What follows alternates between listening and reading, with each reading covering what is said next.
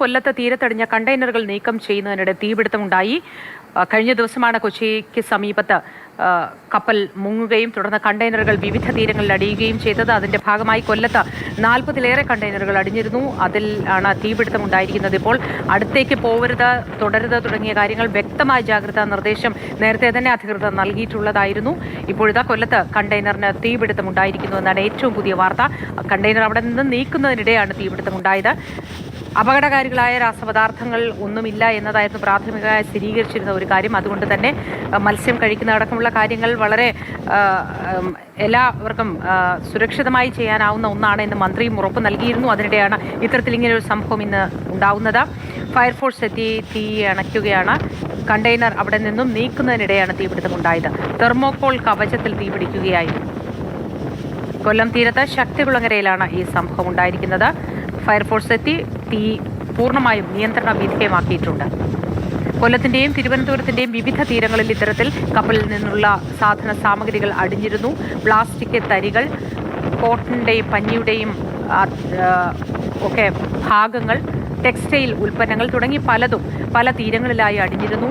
അതിൽ കണ്ടെയ്നർ, കൊല്ലത്തടിഞ്ഞ കണ്ടെയ്നറിലാണ് ഇപ്പോൾ അവിടെ നിന്നും മാറ്റുന്നതിനിടയിൽ തീപിടുത്തമുണ്ടായിരിക്കുന്നത്. തെർമോകോൾ കവചത്തിൽ തീപിടിക്കുകയായിരുന്നു. പൂർണ്ണമായും തീ നിയന്ത്രണ വിധേയമാക്കാൻ ഫയർഫോഴ്സിന് കഴിഞ്ഞിട്ടുണ്ട് എന്നാണ് നമുക്ക് ലഭ്യമാകുന്ന വിവരം. കണ്ണനായർ വിവരങ്ങളുമായി ചേരുന്നുണ്ട്. കണ്ണനായർ, ഇത് വളരെ അപകടകരമായ രാസവസ്തുവാണ് ഇതിൽ എന്നത് പ്രാഥമികമായി ആദ്യം തന്നെ ഒരു നിഗമനം ഉണ്ടായിരുന്നല്ലോ. പിന്നീട് വലിയ അപകടകാരി അല്ല എന്ന തരത്തിൽ മന്ത്രി പറയുകയും ചെയ്തിരുന്നു. അപ്പോഴും ജാഗ്രത പുലർത്തണമെന്ന നിർദ്ദേശം ഉണ്ടായിരുന്നു. ഇത് എങ്ങനെയാണ് തീപിടുത്തം ഉണ്ടായത് എന്നാണ് കരുതപ്പെടുന്നത്?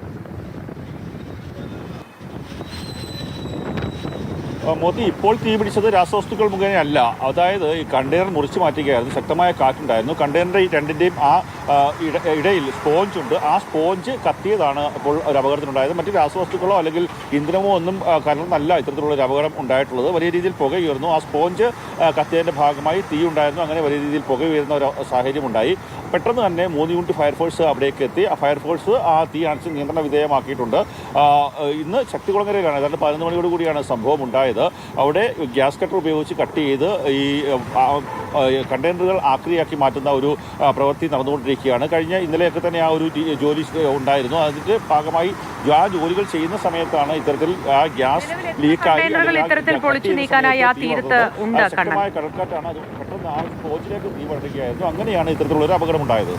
4 കണ്ടെയ്നറുകളാണ് പൊളിക്കാനുള്ളത്. ആ കണ്ടെയ്നറുകൾ പൂർണ്ണമായും പൊളിക്കുകയല്ല, അതിൻ്റെ ചില ഭാഗങ്ങൾ കട്ട് ചെയ്ത് മുറിച്ച് മാറ്റിയ ശേഷം അത് ലോറിയിൽ കയറ്റി കൊണ്ടുപോകുന്ന ഒരു പ്രവൃത്തിയാണ് ഇപ്പോൾ നടന്നുകൊണ്ടിരിക്കുന്നത്. ആ പ്രവൃത്തികളുടെ ഭാഗമായിട്ടാണ് ഗ്യാസ് കട്ടർ ഉപയോഗിച്ച് ആ കണ്ടെയ്നർ മുറിച്ച് മാറ്റിക്കൊണ്ടിരുന്നത്. ആ സമയത്താണ് ഇത്തരത്തിലുള്ള ഒരു അപകടമുണ്ടായത്.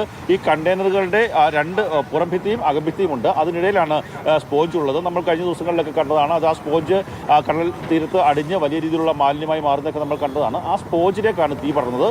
അങ്ങനെ തീ പടർന്ന് ശക്തമായ കാറ്റുണ്ടായതുകൊണ്ട് തന്നെ പെട്ടെന്ന് തീ മുകളിലേക്ക് പടരുകയും വലിയ രീതിയിൽ പുക ഉയരുകയുമായിരുന്നു. അത് ആ പുക തീ ഉയർന്ന സമയത്ത് പ്രദേശത്തുണ്ടായിരുന്ന തൊഴിലാളികളും മത്സ്യത്തൊഴിലാളികളും ചേർന്ന് ആ തീ അണയ്ക്കാൻ വേണ്ടിയുള്ള ശ്രമം നടത്തി. എന്നാൽ അത് പൂർണ്ണമായും വിജയിച്ചില്ല. പിന്നീട് ഫയർഫോഴ്സ് യൂണിറ്റ് എത്തിയാണ് ആ തീ പൂർണ്ണമായിട്ടും അണച്ചത്. ഇപ്പോൾ സ്ഥിതി നിയന്ത്രണ വിധേയമാണ്. അവിടെ ഫയർഫോഴ്സ് സംഘം ക്യാമ്പ് ചെയ്യുന്നുണ്ട്. ഇന്ന് രാവിലെ 11 മണിക്ക് ശേഷമാണ് ഇത്തരത്തിലുള്ള ഒരു അപകടം ഉണ്ടായത്.